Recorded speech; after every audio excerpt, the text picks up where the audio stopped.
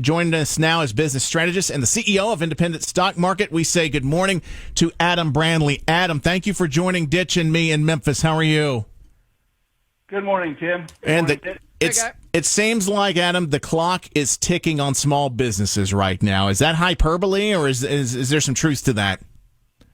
Oh, there's a lot of truth to that. Companies are concerned, worried, afraid, and yet there's also optimism, which is really the foundation of every entrepreneur. Yeah, the American dream for sure. Yeah. Figure out. An entrepreneur always says, "We're going to figure this thing out." We had on a couple of days ago Congressman David Kustoff here from our area, and I know today, he had hinted that today was going to be the day that they would vote on more of the PPP, the Paycheck Protection Program, and that's expected to pass a little bit later today. But not everybody got their hands on that. It seemed like there were a lot of glitches on that, Adam. There were a lot of glitches, and there probably will still be more. It is amazing how many people did not get the help they expected, where many of the larger companies got help, the smaller companies are really struggling. And yet they should not look to just loans or bailouts from the government. They've got to restructure. They have to look at their customer bases and even consider equity versus debt, because debt is bondage and equity is ownership. And that's what we do, is we help businesses reach their customers and fan base and raise capital and bring in true ambassadors and partners. Yeah, this is a bit of a reset for forever. I don't think it's a bit of a reset. It is a reset. But, Mitch McConnell also said yesterday that he's not for letting states use the coronavirus as a way to bail out their debt problems. And so he may not be that generous with any more money for states. Yeah, I agree. We don't know all of the situations, so I can't speak to everything in the governor's expense piece, but I can speak to private business owners. And I know that there has been this pause, and hopefully these business owners have taken that pause to really consider things and reevaluate. I call it the pandemic pause. A good friend of mine, she's like, "Adam, it's like time has just paused, and we've got to take advantage of it, and we've got to do everything we can to help move this country forward, because small businesses make up the third largest economy in the world here. Wow. Small businesses in the United States. Well, what's scary, and Adam Brandley joins us this morning on Memphis Morning News. A recent Lending Tree survey said that about 69% of those small business owners they surveyed don't have enough cash to get through even the next 90 days. I know, they say on personal level, you should always have, a certain amount of money, several months, saved up on a personal, right. But, that amount of money, they just don't have that amount of cash lying around. And 80% said they have no idea where to get emergency funding. Is that where the big businesses had the advantage on that first round of PPP, is that they had the staff and the infrastructure to know how to navigate the government system to get the help? I think that was part of it.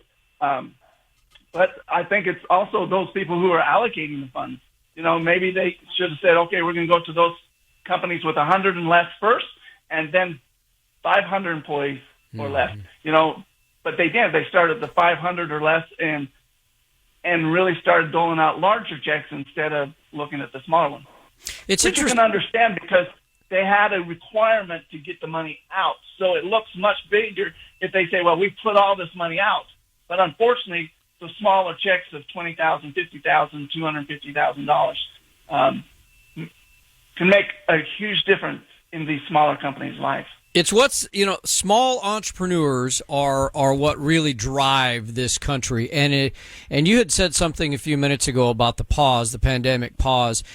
This is another one of those instances. If you're a thriving entrepreneur, and when I say thriving, I don't necessarily mean working right now. If your business is closed right now, entrepreneurs also have to, and I think are taking this moment to say, okay, I'm not open for business now, but I am going to look at my business model and see how I can rework it so that when I do get the green light, from Uncle Sam, because I'm on the losers list right now.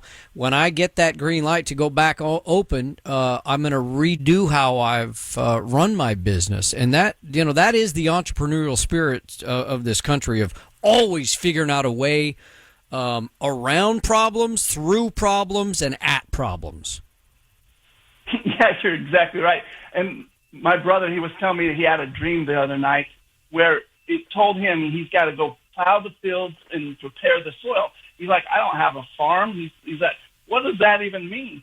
And I said, well, if you're an entrepreneur, which you are, I said, you have to consider that the soil, it has to be turned up. It has to be worked, and oftentimes it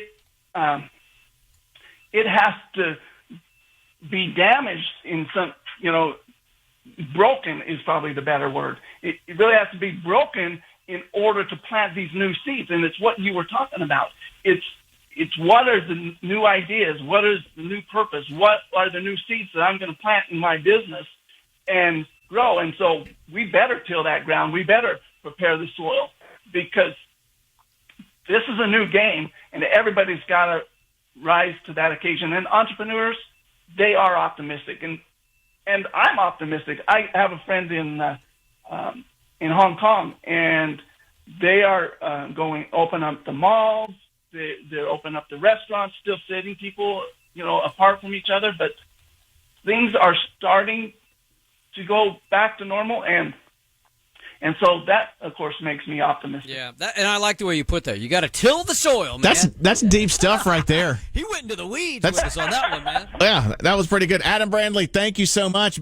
Business strategist and CEO of the Independent Stock Market. Check him out, Adam Brandley. Adam, thank you so much for your time and your insight. Please don't be a stranger. We'd love to talk to you again, hopefully as things make a turn for the better. Amen. Love to. Thanks, guys. All right, Memphis Morning News. It is 8.